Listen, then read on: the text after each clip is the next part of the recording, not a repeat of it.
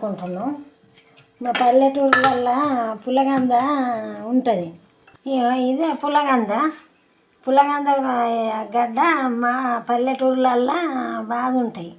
వండుకుంటే మంచిగా తిమ్మిర్లు రావు, ఏం రావు, మంచిది పేయికి. ఫస్ట్ ఈ గడ్డను ఉడకబెట్టుకోవాలి.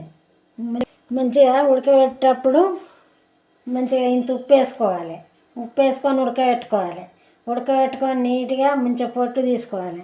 ఇట్లా చిన్నగా కోసుకోవాలి.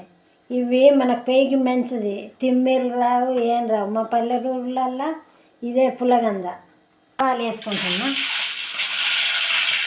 కొంచెం జీలకర్ర వేసుకుంటున్నా.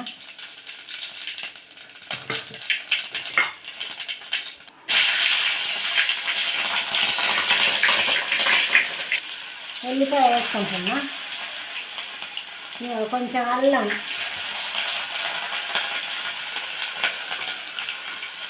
కొంచెం ఉల్లిగడ్డ,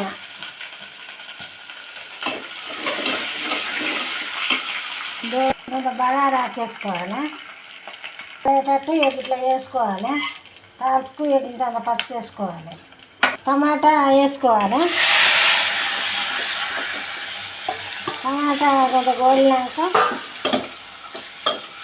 టమాటా కొంచెం గోలినాక ఈ పులగంద వేసుకోవాలి. ఈ అప్పులు ఉప్పు వేస్తే జల్లి గోలుతాయి.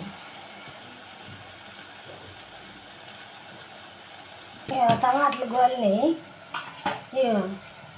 పులగంద అప్పులు వేసుకుంటున్నా. పులగంద అప్పులు టమాటాలు గోలిని టమాటాలలో వేసుకొని మంచిగా ఇట్లా కలుపుకోవాలి. మంచిగా కలుపుకొని ఇక బియ్యం వేసుకోవాలి.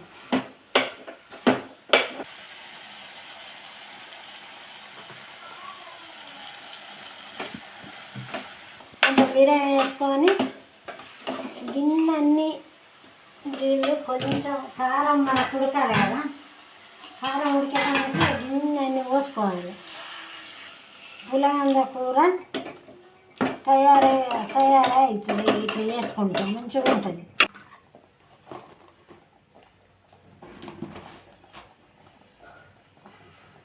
గరం మసాలా వేసుకోవాలి. కొంచెం కొత్తిమీర వేసుకోవాలి. పులగంద కూర తయారైంది.